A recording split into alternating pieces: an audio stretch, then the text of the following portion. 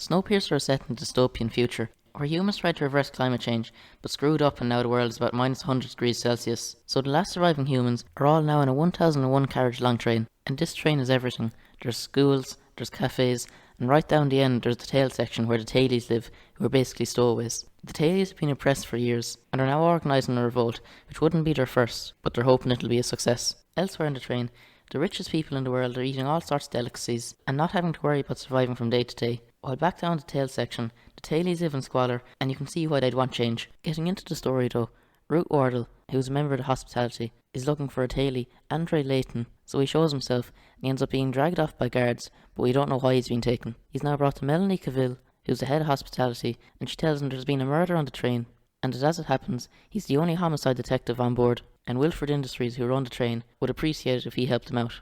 Layton is shown around the train and told he'll have full access to everything if he helps them. He's also shown the suspect of a similar murder 2 years ago, where it has now become apparent that she didn't do it, and she may be the only person that actually knows what happened. And while this is all well and good for Mr. Wilford, Layton knows that without him they can't do this, so for him to help them, he wants all the tailies to be allowed into third class. Back in the tail, it's old Ivan's birthday, and it's his wish to be alone for an hour and to listen to music, and the tailies grant him this. So they give him peace and quiet down at the end of the tail, where the once thriving phone with a bit of charge is left, and he plays his classical music and enjoys a few moments in the hellish world they live in. Everyone else in the tail dances away to music as well, but suddenly it cuts out, and it turns out that old Ivan has hung himself with the charger, and with that, the oldest living and most travelled tailie has died. Pike, one of the tailies, decides enough is enough, and now's the chance to storm a few carriages, and all of the other tailies agree with him. They tell the tail guards that someone has died, and it's regulations that to take the body out, but when they go to remove the body, the trap is sprung, and the Wilford Industries security team are butchered. They make it into the next carriage and butcher the guards, and they pick up a hand with security clearance so they can open the next door. They get the next door open,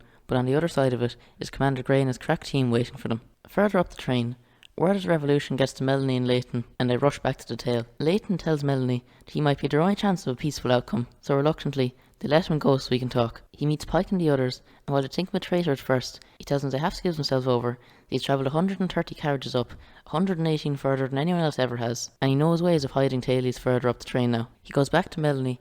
He tells her the tailies to leave down their weapons, but there can't be any more bloodshed, and he also says he'll be their detective. Later that evening, Melanie goes up to her quarters, which are in the engine which is right up the top of the train, and she now takes over from the driver to pilot the train. And what's confusing is he now says to her, "The train's all yours, Mr. Wilford." And now Melanie doesn't really look like a Mr. Wilford, so here are my two theories. Either she is Mr. Wilford and she went from one side of the fence to the other, or else she isn't Mr. Wilford. Pretty solid theories if you ask me.